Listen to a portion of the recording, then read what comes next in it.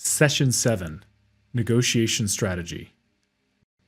The most successful executives know that negotiation is a strategic game that starts long before the offer and continues well after you say yes. In this session, we'll show you how to approach negotiation like a chess master with the ThinkWarwick Gains framework, a method for orchestrating career moves that position you for long-term success. We'll also talk about how your emotional intelligence, your EQ, can be your secret weapon to securing the best deal. And I'm excited to get started with everybody.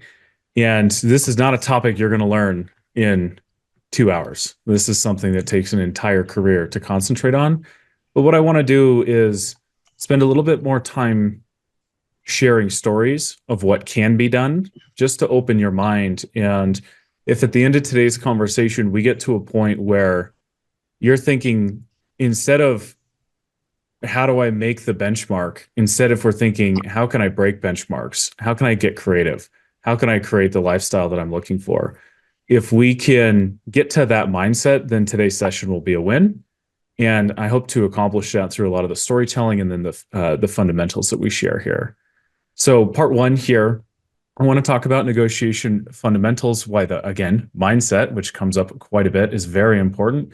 Your preparation and EQ is absolutely necessary. I want to go through some negotiation techniques, not every technique in the book, but some negotiation techniques that are most common and helpful, ways that you can maximize leverage throughout the entire process, and then long-term considerations on how you can continue to negotiate throughout your career. So first, I'd like to start with some of the fundamentals.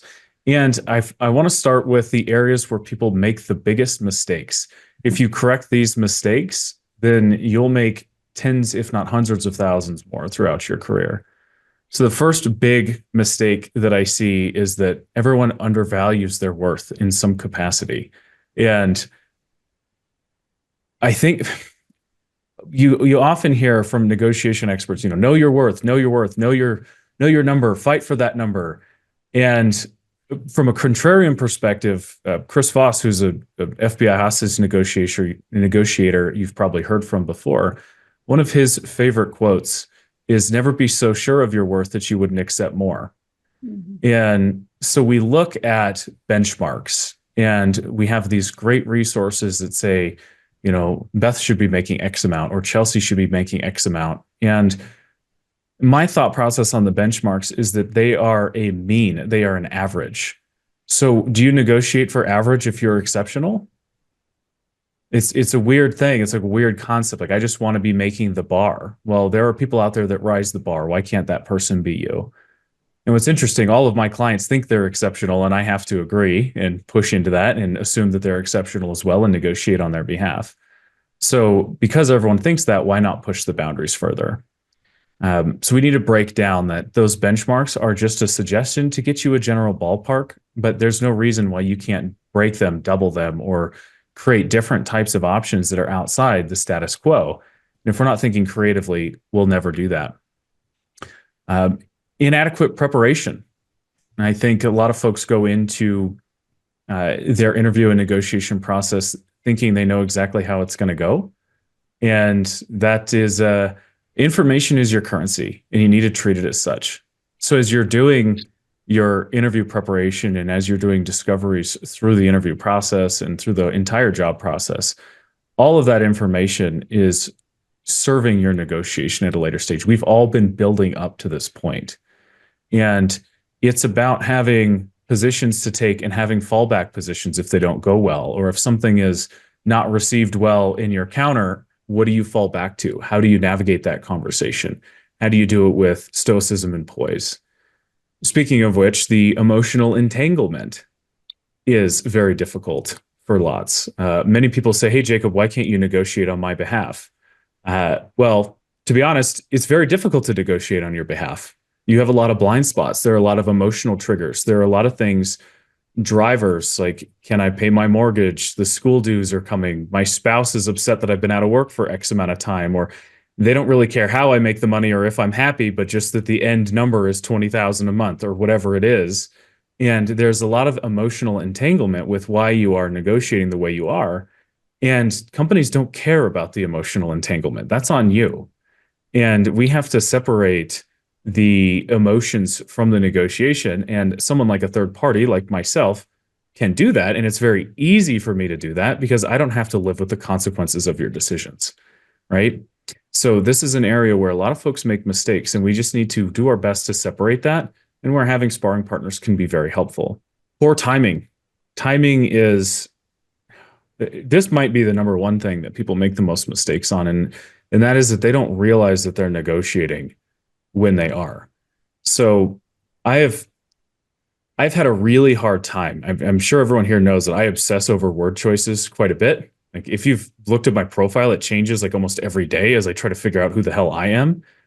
I'm hesitant to call myself a negotiation coach because the psychology and perception of negotiation is that once I have an offer, I will negotiate. And everybody thinks, okay, now that I have an offer, Jacob, come help me make this better, right? And the reality is, if you wait that long to think you're negotiating, you have significantly less play. You have less leverage. You have like so much has gone into getting to that point that I may be able to increase your deal 10 to 20% on average. But if we started much sooner, I could have doubled it, right? Or we could have put plans together to create unique opportunities that we never even thought possible after it's too late. So poor timing is very difficult. This often comes up with severance as well. Like severance is an awkward topic to talk about when you're starting a job. Like, hey, let's talk about the terms of our divorce before we're married, right? That is a difficult one to bring up. And I'll talk a little bit about severance timing a little bit later. Another mistake, position-based, like my stuff's in the way here, position-based negotiating versus partnership-based negotiating. If there's one kind of visceral mindset tweak that I can get you in when you're negotiating with someone, it's that it's not you versus them. So if I'm negotiating with Chelsea right now and she's on the other side of a Zoom, or we're in a conference room and we're looking across each other from the table, physically it's an adversarial position to be in. Like it's me versus you. We have this point. We have this challenge in the middle that we solve, right? I'm advocating for my position. You're advocating for your position. That is a losing endeavor when it comes to negotiation. What I'd like people to think about when they're about to negotiate is, if I were physically in the room with Chelsea, I would want to be on the same side of the table with her. If appropriate, I would want my arm around her. Like, we're buddies. We're going to work on this problem together and we're going to solve our mutual interests together. This is not the same as win-win negotiating. This is just having empathy and compassion for the other person and trying to understand everyone's point of view and where they can and cannot move. This is also where we start to strategically reveal more information later on in the negotiation process. But if there's one little sticky note you take, just picture being on the same side of the table. We are a team. It's why we also earlier in the process said, pretend you already have the job and you're a consultant. You're part of the team. We're doing this together. We're solving this together. It just so happens that we can both win and gain from this as well. Negotiating alone. I think a lot of executives are isolated. They're afraid to talk compensation with other folks. Sometimes it's for fear that, Karen makes more than Liana, and that's frustrating. Or, I'm afraid to share that I've negotiated poorly in the past. Or it's just in society, not and also in many other cultures, not okay to talk about money in that context. And I'd say one of the reasons I've gotten good at what I do is that one of the first questions out of my mouth when I talk to people is, how much money do you want? And I'm not using it against them because I'm their advocate, right? Now, when you share it with a company, they're using it against you. When you share it with me, I'm here to help you, right? And then when somebody says, I want 250,000, I ask, why? How are you so sure that that's what you want? What if someone gave you 300? What if someone gave you 400? Those types of things. So I can break that down. So having sparring partners with this is important. Some people will call this your personal board of advisories, right? Your advisory folks. So they're your mentors. There could be some colleagues of yours. There could be some folks in other industries, similar to how we build out that networking chain that we talked about in the second session. We have these different groups of folks that can provide information for us. And when we go into a negotiation situation, we advise with our board of advisors. We ask them questions like, hey, if you were in my shoes, what would you do here? Knowing what you know about me, what do you think I should advocate for? Having this support system can be really critical in helping you develop the confidence that's required to push back and ask for more. It doesn't always have to be an expensive coach. It could be your friend group that is just rallying together to support one another. Another major mistake, revealing your position too early, which is essentially the same as saying, this is how much money I want, right? Or you show your urgency too early. This can be with some of the language you use where you come across, I'm going to use the word desperate for sake of conversation and impact, but showing a little bit more urgency to accept the role, like you're eager. We don't want you to come across eager. We want you to come across enthusiastic. There's a difference in that language. Similar to, we don't want you to be aggressive. We want you to be assertive and confident. Confidence is not the same as arrogance, right? So these word choices matter. And we don't want to reveal your position too early with that. And we'll talk through some of the ways that we do that. And then another killer, and this is particularly a killer for women and minority women I've seen more frequently, and that's the fear of asking or just assuming you're not going to get it. And I want to share a story about this that happened recently with the client I've been working with for over a year. And she has never advocated for herself. She's doing fairly well for herself, but been in a company for about 10 years and makes significantly less than she could be. And she never knew how to ask for more, just period. I think some of this is from fear of an offer being rescinded, right? Like, oh, you asked for too much, so we're going to take it away. For what it's worth, I've never seen an offer be rescinded from one of my clients, even when pushing aggressively. So in this instance, she'd never had the confidence to ask for more. We were in a counter situation where she received a competing offer from another company, which her boss is actually pulling her over to. So we built that succession plan and built that relationship so that we can have this optionality. And the offer came in low and she was disappointed. She's like, wow, this is like 40% less than what I'm making. 40% is a big number. It feels insurmountable. And so it's not what you say, it's how you say it. So when we came back, it was really only a 2-3 minute conversation with the talent manager in this case. And we said, look, this isn't going to move the needle for me. And this is when we revealed how much we were roughly making before. So I stand to make about 50% more than this. Like we're in the 7-figure range. And that's before being considered for a promotion. So conservatively, I'm going to make significantly more than this. And this is difficult for me to basically to digest. And the response immediately was, well, here's what we can do, right away. So they kind of threw a number out. Here's what we can do on the back end.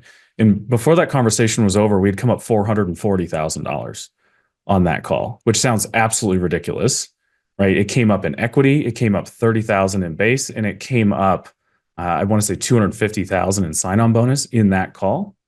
And we didn't respond positively or negatively, just thanks, I want to see it in writing.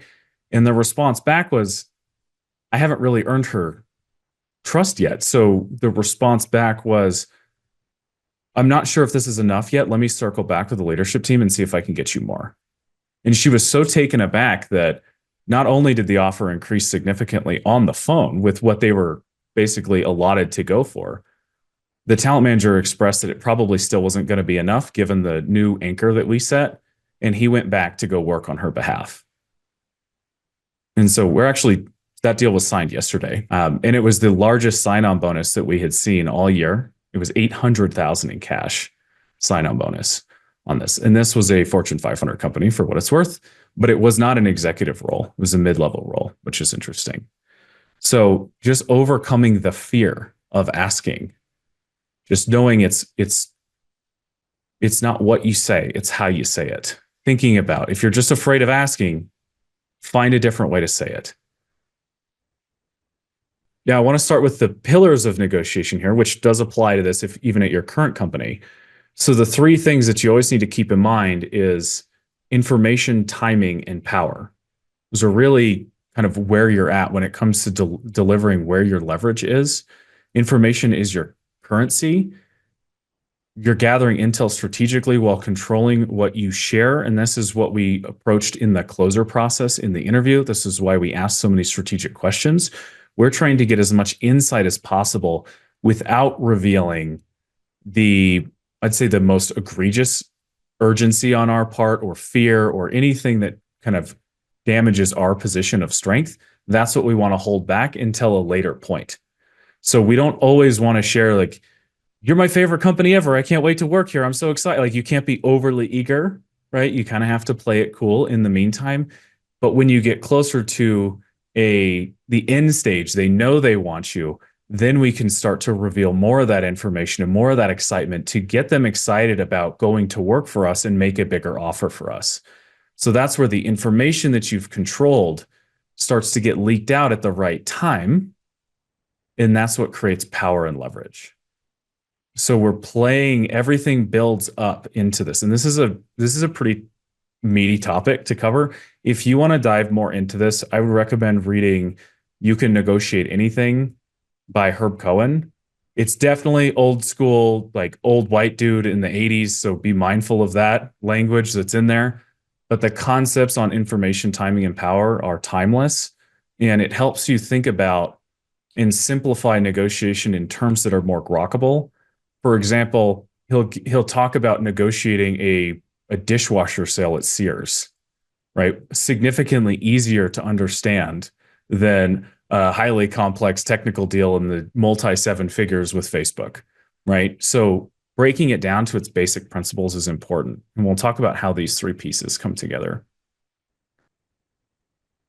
Now, I want to refer back to the mindset that we had in the interview process and add one last component that's necessary once we get to a stronger, or let's say the conversation actually starts to become more meaningful for you, right? Interview processes are nice. We're exploring, we're throwing softballs at each other.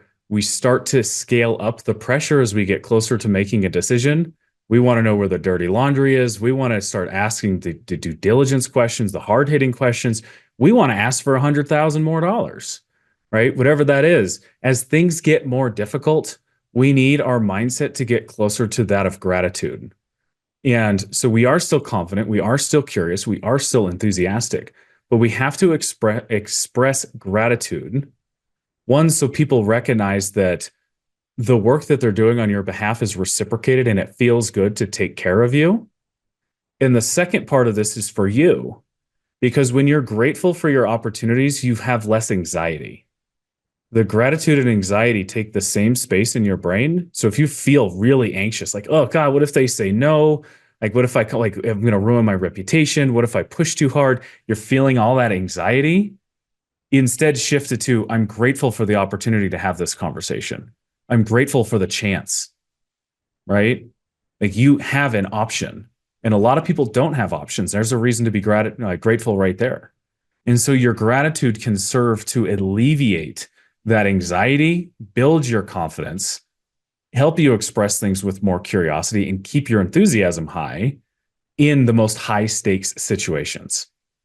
Oftentimes when I'm and this week has been a little hell for me. I have 4 clients in late stage negotiations, all of which are complicated and all of them need support immediately.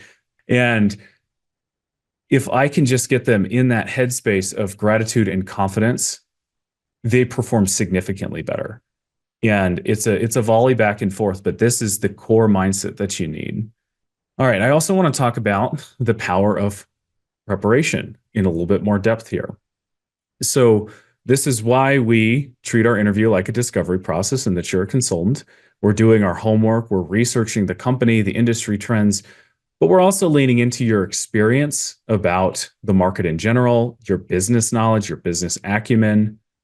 We're reinforcing your value when we share stories and when we ask smart questions. When we have that information, we're better able to anticipate challenges. And then we're also able to set our goals and change our goals based off of what we're learning. Like if we learn that a company is about to do an acquisition and scoop up a bunch of roles and they need somebody to manage that, and you volunteer and put your hand out there, if you haven't anchored yourself with a low salary, you might now absorb some new responsibility, push your career forward, and make more money.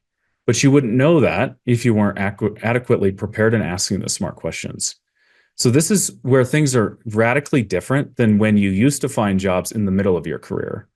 When you're a middle manager or maybe even a senior middle manager kind of working your way up, it's highly tactical and you're told what to do.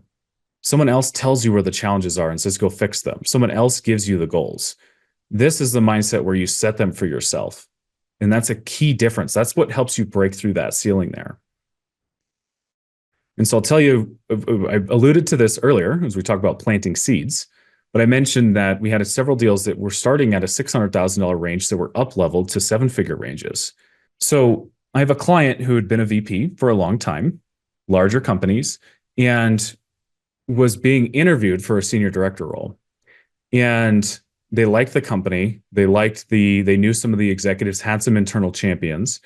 The company wasn't expecting to get somebody with that level of executive presence and experience, and they had budgeted for a senior director. Now, there's a couple of things that we can do here. You could walk away and say, they're not going to pay me enough, I'm gone, right? Or you can explore it. Now you run the risk of wasting your time, but you get the benefit of practicing your pitch, being persuasive, trying to understand the company's needs. So we followed suit with, let's pretend you have the job and you're a consultant, consulting them on who they should hire, right? And so we approached the interview more from that consultative approach, saying, okay, so here's what I bring to the table. Great. It sounds like you're looking for this. Have you thought about X or Y or Z? We were able to continue the conversation because if we had determined that there was no alignment, my client was going to make an introduction for someone who was better aligned and continue to help them solve the problem, which is the focus, right? But through that process, they fell in love with her. They fell in love with her as the client. And at this point, they're like, man, it's like going to test drive the nicest car on the lot and going, well, I can't go back to the other one, right? And then you have a negotiation that happens. So through that process, we addressed that. And he said, I certainly didn't mean to come in here and disrespect your hiring process, right? This is likely more horsepower than you were looking for. Is there a way we can make this work? It's very vague language. Is there a way we can make this work? And they said, yeah, we absolutely want you. Let's find a way. And one of those ways was to break the comp band by going, instead of a senior director, we've gotten approval for it to be a VP. We actually probably could have pushed for C-suite in this instance, but my client was very concerned about being the tall poppy and getting fired. I'm sure many of you have felt that pain before, right? So kind of wanted to fly under the radar there. And for what it's worth, this is a $200 million company. So this isn't a big Fortune 500. This is relatively small, tighter team, less process to have to really muck through. Still about 6 people coming up with the decision-making process.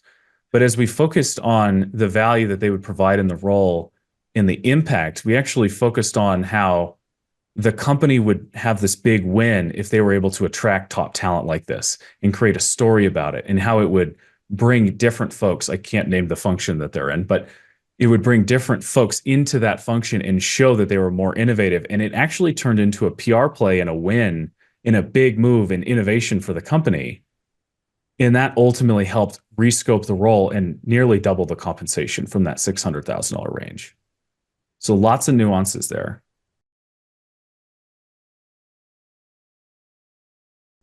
I want to be out of the box, right? I want people to feel so confident that they're differentiated, because your job is to help them find the right solution.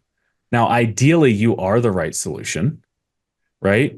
And you can communicate that. You could say, look, I hope I'm the right fit for you, and I ideally will find alignment, and I anticipate that we will. But should we not, I know these conversations will be fruitful because I'll be able to point you in the right direction on who you should hire best as I start to understand your needs better. Putting the sales hat on again, and I'll also use car sales as an analogy. If you see a, let's say, midlife crisis father with 3 kids and his wife coming onto the lot, and she wants him to buy a minivan, and you show him a 2-door, right? And you try to talk about, like, the 2-door is the right solution, the 2-door's for you kind of thing. And he buys it and you win him over. There's no alignment there. He's going to fight with his wife, right? They're going to have problems later down the line, and the salesperson's to blame, right? So if you have the ability and you have the capacity, especially the folks in this room, you have the capacity to be deceitful. You have the capacity to force yourself into alignment and say, I'm the best fit regardless. But is that the best decision for everyone? If it creates something down the line, we will talk about like long-term reputation and those things. If you rush into being the right fit because you need the job, and again, I understand like if you're in a position where you need to make the money, you might need to soften this language a little bit and just take a job. But I want you to recognize why you don't have leverage to be your true self, and why you don't have leverage to fight back and say, I'm not the right fit for this. And we work to build that leverage later. There's a rubber band effect here psychologically, and it's certainly not easy to do, right? Especially when you really want something. So I'm not asking you fake it. It's just that you become very differentiated. So I actually like these say, I'm having trouble wrapping my head around this. Most people do. Now, we promise to be differentiated. We need to be different to be attractive, to be contrarian, to be provocative. People like that. People are attracted to that. And that's ultimately how you can win some of these jobs. If it makes you feel uncomfortable, you know you need to run towards it. And negotiation is very uncomfortable, but you have to ask yourself, why is it uncomfortable? Is it uncomfortable because I don't know how to ask for what I want? Or is it uncomfortable because I don't believe I'm worth that? That's going to open up a slew of other questions, right? Is it comfortable because I'm not confident saying I'm not the right fit? Why? Is it because I'm not confident in who I am as an executive? Maybe I need to solve that. So it like starts a tree of questions that no, like if it's uncomfortable, how can I make it comfortable? How do I make that? It's an indication that there's something to learn and something to run towards. And it's likely something you're going to fail at multiple times. And if you have a growth mindset with it, you'll be failing forward. And unfortunately, you just have to deal with some of those pains and black eyes along the way. All right, now I want to share the strategic information management flow here and why it's important and kind of how it builds momentum through the process. So we start by asking these smart questions. We're deferring away the questions about money, the questions that kind of reveal our position, and we focus the conversation on asking more questions. It's like playing poker, and instead of revealing two of your cards, you're just asking them to show theirs so you know how to play the hand better. We're trying to get some more information, which is why we ask smart questions, and then we focus on listening more actively. We listen 2 times as much as we speak. 2 ears, 1 mouth principle. We want to be understanding and getting folks, like we want people to be on a soapbox, just sharing what's going on with the company, because that's giving us the information necessary to be able to navigate our pitch and our story, and also navigate how we negotiate later to build momentum and ultimately look for opportunities that others don't see. Opportunities that could include combining roles or up-leveling an agency or like there's lots of different things we might see if we listen and understand and ask the right questions. And then as we continue our process, we share more and more specifically or more strategically so that they start to get to know us in the right order. And I want to go back a little bit to timing here, because like there is a time where you can start to become more and more personal, and it's later on, like in the process. So you start to get a little more open kimono. Like you don't say, oh yeah, I was totally hammered last night drinking with my friends, until you've worked with somebody for like a month and a half and know that that's acceptable, right? So like there's a time and a place to share that, and maybe that builds camaraderie with you, maybe it doesn't, but that's just one extreme example of you don't start off the gate with that. But later on, as they get to know you and they start to trust you more, you can feel more like, hey, like the team I used to work for, like I noticed something was wrong right away. Have you ever felt that way? Then you can start opening up with more risky conversations the better you know folks. You have to understand the drivers of the person you're speaking with, specifically what information they can or can't have. And you want to understand your goals with that person you're speaking with too. So the goal of the HR person is to win them over and have them be an advocate and just to pass you off to the ultimate decision maker. And so I like to approach those conversations with, what are the types of candidates you get most excited about pushing forward and why? And how do I make sure I become one of those people? And just like very assertive ask, maybe presumptuous, right? If you're worried about being presumptuous, you say, I don't want to be presumptuous, but it sounds like our conversation is going well. How do I make sure that you're confident moving me forward and sharing with, with Karen, what she cares about most, or what you learned about me, or how do I make sure that you're excited about this? And so we know they don't have the power to understand the nuances of your particular role necessarily. Many, and especially top recruiters, are going to understand the nuances probably better than the people that are hiring you, right? Those we want to be mindful of. That's a different person to consider as well. But with Yeah. HR, you might want to ask more questions about, and this is where having your preparation is important. With your experience with HR, what do they care most about? How do they get paid? How do they keep their job? What are their OKRs, right? Do they get judged on DEI? Do they get judged on their team culture? Do they get judged on retention, right? Think about what HR leaders care about most, and then we incorporate that. So I would assume, like, if I'm talking to HR for the first time, I'm going to assume that you'd really like to make sure I'm a good culture fit, right? And that we stay retained. Like, that's something I've always focused on as a leader myself. What are some of the, biggest pressing things that you're interested in? Like, what makes you confident to move someone forward? And so that's a different ask than talking to the hiring manager and saying, what do you need the P&L to look like next year, kind of thing. Everybody has different motivators and drivers, and that's where you need to think about that. And that's where that strategic preparation comes in as well. All right, now I'll reinforce the timing portion here. Timing is very important. You're building momentum over multiple conversations. You're not selling on day one. And I think the biggest takeaway is, this is probably a sticky note thing for everyone here. Haste equals risk. The faster you go, the more risk you take on. And this is a little counterintuitive, because if you have sense of urgency and need to pay your bills, like, haste is not risk for the mortgage company. Like, it's every time the same day, still coming, still coming, still coming, right? And so it feels counterintuitive to drag the process out. But when we drag the process out, we do more due diligence. We understand demands more. We understand whether we are hopping into a position and it's not a good fit and we're going to get fired in 3 months, right? Those are things that happen all the time. When you rush into a situation, you don't have time to look through all the dirty laundry and find out where all the skeletons are. You don't have time to ask the questions because you're so focused on just start paying me. And that risk, when compounded over time, creates mediocre careers. And so it's okay if you're feeling that urgency now, but the challenge is, I want you to look deeply and say, why don't I have leverage? Did I spend too much money? Could I live with less? Should I have been searching more proactively earlier? Did I not anticipate the market fluctuations? Did I not see layoffs coming? Like, which part of it is my fault, right? So that I can understand how to be more proactive and avoid it next time, so I don't find myself in this under-leveraged position. And I'll add this one point because this seems to resonate with folks.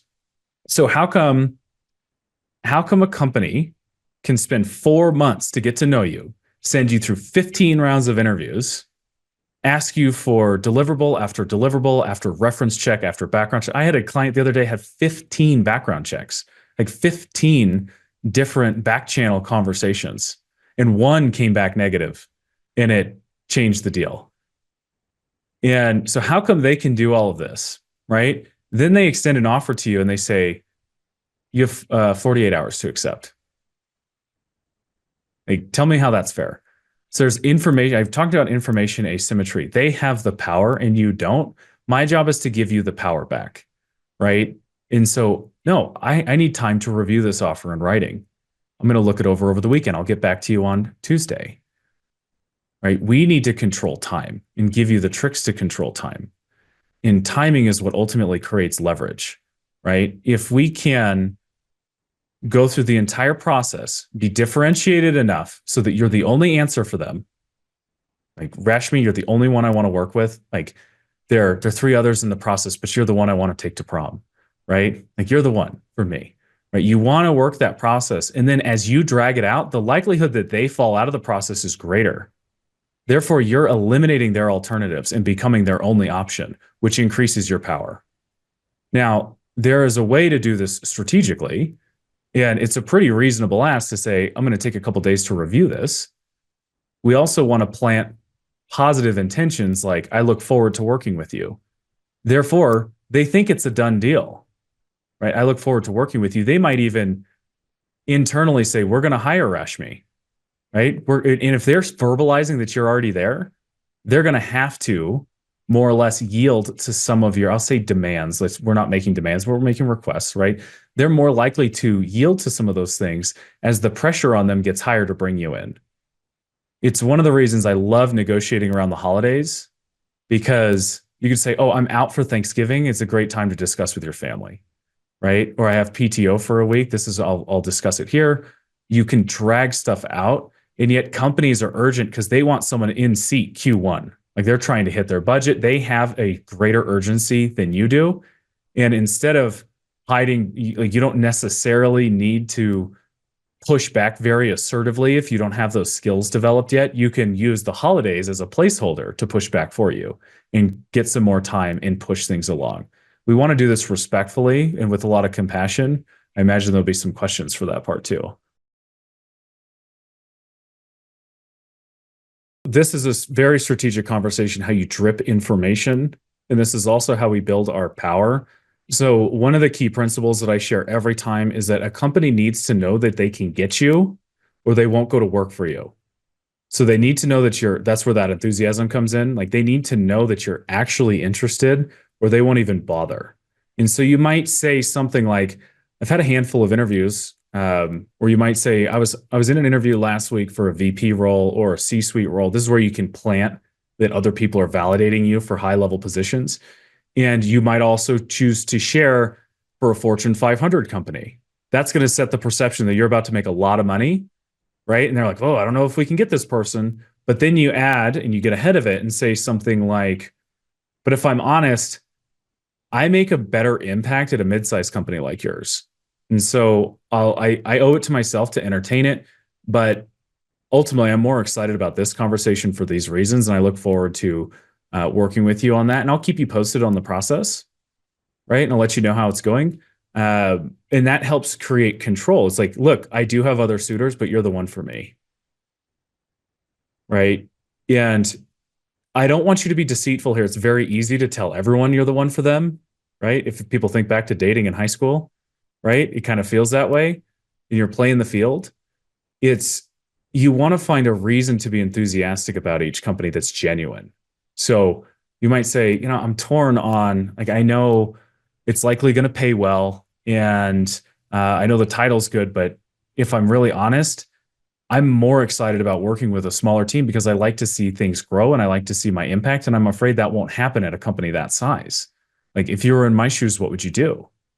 Right? They'll probably say, well, you should entertain everything and keep your options open, but you're also psychologically planting the seed. Other people are interested in you. You're a scarce resource. It's not you're all in and you're the only one for them, right? And that helps to create like you're in demand.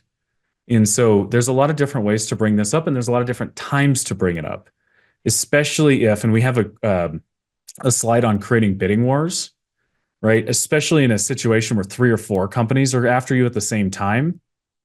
The mastery of negotiation is controlling the stars to align so all the offers fall within, let's say, 5 to 10 days of each other to maximize the information you get so that you can control time better so that you have maximum power. And then we go back to those 3 principles there. So I want to talk a bit more about the psychology of persuasion through this too. And this is, I don't recommend many books. I did recommend one here earlier. Influenced by Robert Cialdini is the best book that you're going to read for your career.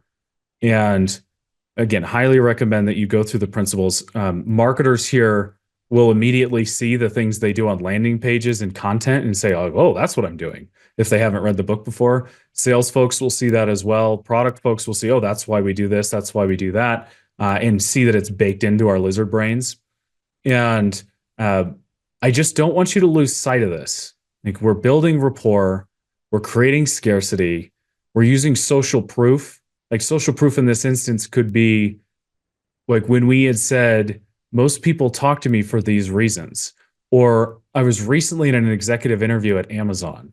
Or I was talking to, like, you're doing a little name dropping or brand name recognition there, that's building your social proof, right? If you're using the names of people inside the organization, hey, I just had a conversation with Brian, and he said that you and I were going to have a great conversation, and yada yada yada. You're using the proof of people within the organization that you're valuable.